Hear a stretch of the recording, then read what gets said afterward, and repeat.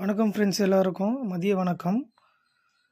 நான் இந்த போன வாரத்தோட வின்வின் சார்ட் தான் இப்போ நான் வச்சுருக்கேன். நான் போன வாரம் வின்வின் சார்ட் நான் தனியாக பர்சனலாக கெஸ்ஸிங் எடுக்கும்போது எனக்கு ஏபி 4 இந்த 1 கிடைச்சிது எனக்கு. இந்த 4 1ம் நான் இதே ஃபார்மேட் படி நான் இந்த வாரமும் எடுத்திருக்கேன். நான் இந்த வாரம் நம்ம எடுத்தது நம்ம இன்றைக்கி பார்க்கலாம். இப்போது வின்வினுக்கு அதே சார்ட் படி நம்ம பார்க்குறோம். அதே சார்ட் படி பார்த்தோன்னா இங்கே கிராஸில் இங்கே 3 4ன்னு எடுத்துருந்துருப்பேன். 3 4ன்னு அதேமாரி இங்கேயும் பார்த்தீங்கன்னா அந்த 3 4 ஸ்ட்ரைட்டாக வரும். 3 4 9 பார்த்திங்கன்னா 3 4 9 சரிங்களா. இங்கே பார்த்தீங்கன்னா 3 4 இந்த அப்பில் 9 3 4 9 3 4 9 இது நாங்கள் ஸ்ட்ரைட்டாக எடுத்திருப்பேன். நான் உங்களுக்கு சொல்கிறேன் இப்போது அப்படின்னு 3 4 9 3 4 3 4 9 இங்கே பார்த்தீங்கன்னா 3 4 9 இப்போ நம்ம தேவை 9 4 7 அப்புறம் நம்ம இங்கே என்ன வரப்போகுதுன்றதை நம்ம தெரிஞ்சுக்க போகிறோம். சரிங்களா.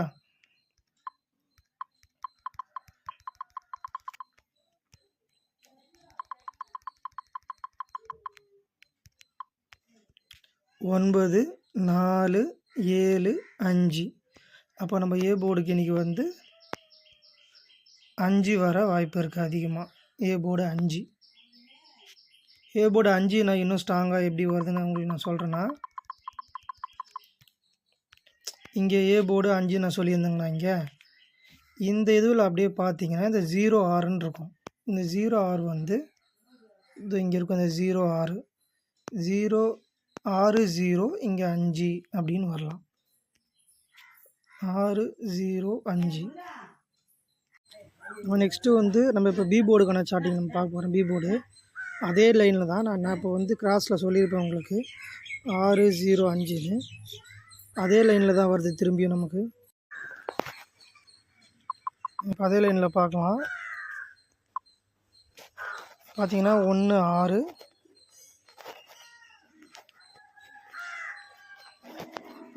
பார்த்தீங்கன்னா 0 6 1 6 0 1 6 0ன்னு இருக்குங்களா. நம்ம இங்கே நம்ம பார்த்தோன்னா 1 6 6 0ன்னு இருக்கும். 0 6ன்னு இருக்குது. இப்போ நம்ம அந்த 1லேருந்து நம்ம கணக்கு பண்ணி பார்த்தோன்னா அந்த 1 0 7 இங்கே நம்ம பார்த்தோன்னா பி போர்டுக்கு இன்றைக்கி 1 0 7 பி போர்டு 7 திருப்பி ரிப்பீட் வரா மாதிரி இருக்குது. திருப்பி 7 வரலாம். அடுத்தது நம்ம சி போர்டுக்கான கெஸ்ஸிங் நம்ம பார்க்க போகிறோம். நம்ம இப்போ சி போர்டுக்கான கெஸ்ஸிங் பார்க்க போகிறோம். நம்ம இதை டெய்லி சார்ட்டில் பார்க்க போகிறோம். இதில் நம்ம எப்படி சி போர்டுக்கான சார்ட் நம்ம பார்க்க போகிறோம்னா,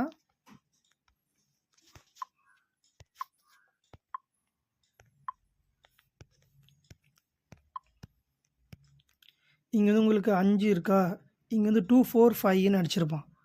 அந்த 2 4 5லேருந்து நம்ம என்ன பண்ணோம்னா இந்த 5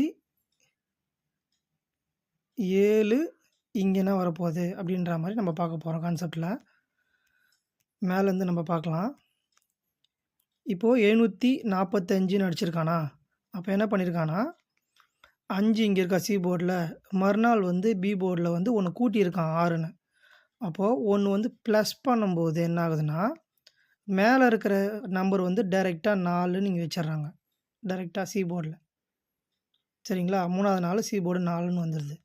இப்போது அதே மாதிரி தான் இங்கே நம்ம சி போர்டில் 5ன்னு வரும்போது 505ன்னு அடிச்சிருக்கும்போது சி போர்டு 5 அந்த கிராஸில் அப்படியே பார்த்தீங்கன்னா எதுவும் கூட்டியிருக்க மாட்டான், எதுவும் இது பண்ணியிருக்க மாட்டான்.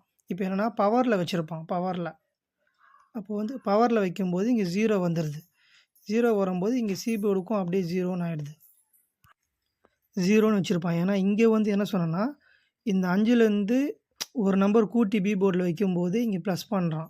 சரிங்களா? ப்ளஸ் பண்ணும்போது 6ஆ வரும்போது அதுக்கு மேலே இருக்கிற 4 வந்து டைரெக்டாக இங்கே சி போர்டில் வந்துடுது.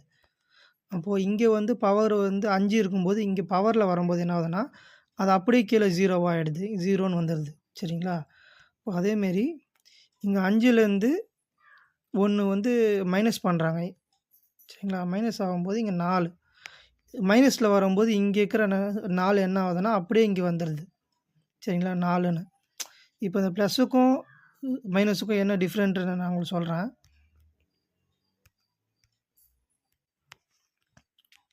இங்கே சி போர்டு 5ன்னு இருக்கும்போது 1 ப்ளஸ் பண்ணும்போது இங்கே கீழே இருக்கிற வந்து 1 ப்ளஸ் பண்ணால் இங்கே 6ன்னு கிடைக்கிது. 5 + 1 இந்த 6 இங்கே வந்துருச்சு பி போர்டில். பி போர்டுக்கு வந்து மேலே இருக்க நம்பர் வந்து 4 வந்து இங்கே டைரெக்டாக இங்கே வந்தது 4. சரிங்களா? இப்போ அதேமாரி தான் இங்கே வந்து மைனஸில் ஆகுது இங்கே. இங்கே இருக்கிற 5 இப்படி போடுறோம். இங்கே -1 பண்ணும்போது சி போர்டு வந்து பி போர்டு வந்து இங்கேருந்து 4 ஆகுது. அப்போது 4க்கு மேலே இருக்கிறது இங்கே வராது. மைனஸில் பண்ணும்போது அப்படியே கிராஸில் இங்கே 4ன்னு வந்துடும். சரிங்களா? இப்போ உங்களுக்கு புரிஞ்சுருக்குன்னு நினைக்கிறேன்.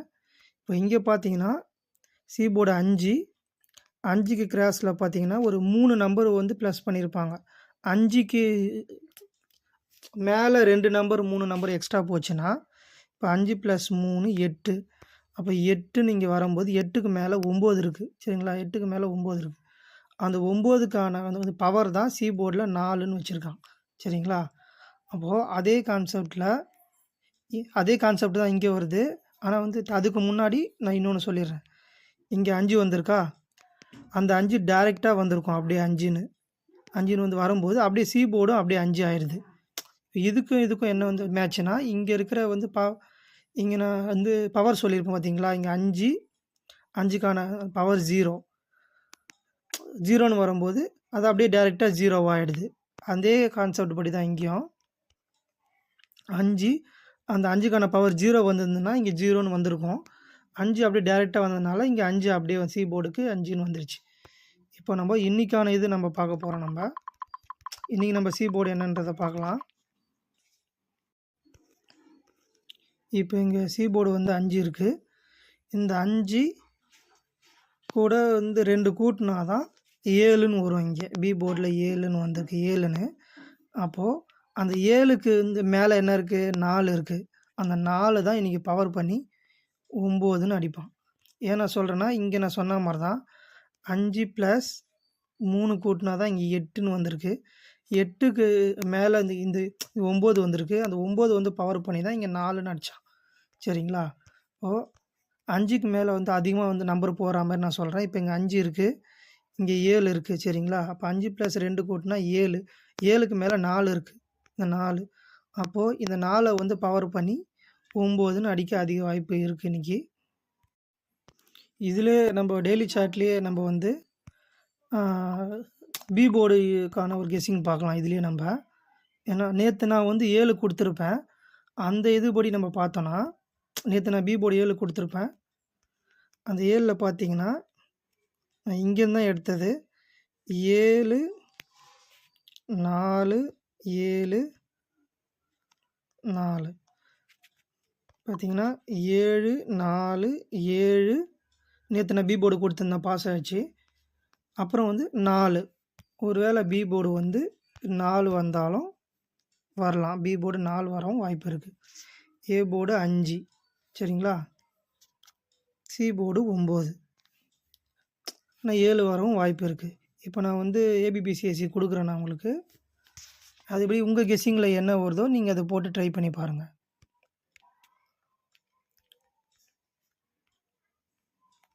ஏபிபிசிஎஸ்சி டபுள்ஸ் வரவும் வாய்ப்பு இருக்குது. டபுள்ஸ் வந்தால் என்ன வரும்ன்றது நான் சொல்லிடுறேன். டபுள்ஸ் வந்தால் 4 வரலாம், 7 வரலாம். சரிங்களா? இப்போது 5 57 75 ஏபிபிசிஎஸ்சி 75 79 97 இந்த 4 தான் உங்களுக்கு நான் கொடுக்குறேன். இதுலேருந்து வந்து வர வாய்ப்பு அதிகமாகவே இருக்குது. இப்போ நான் ஏபிபிசிஏசி உங்களுக்கு நான் கொடுத்துட்டேன். இப்போ பாக்ஸ் கொடுக்குறேன் நான் உங்களுக்கு. பாக்ஸ் படி பார்த்தீங்கன்னா 5, 7, 9, 5, 4, 9 இந்த 2 தான் உங்களுக்கு நான் வந்து பாக்ஸ் கொடுத்துருக்கேன். இந்த பாக்ஸை ட்ரை பண்ணி பாருங்கள். ஏபிபிசிஏசிலையும் ஒரு வாய்ப்பு அதிகமாகவே இருக்குது. நேற்று கொடுத்தா மாதிரி தான் இன்றைக்கி நான் கொடுத்துருக்கேன். ட்ரை பண்ணுங்கள். டபுள்ஸ் வரதா இருந்தால் 4, 7க்கு அதிக வாய்ப்பு இருக்குது. நீங்கள் வெற்றி பெற என்னோட மனமார்ந்த வாழ்த்துக்கள். நீங்கள் ட்ரை பண்ணுங்கள், வெற்றி பெறுங்க. இதோடு நான் முடிச்சுக்கிறேன் இந்த வீடியோவை.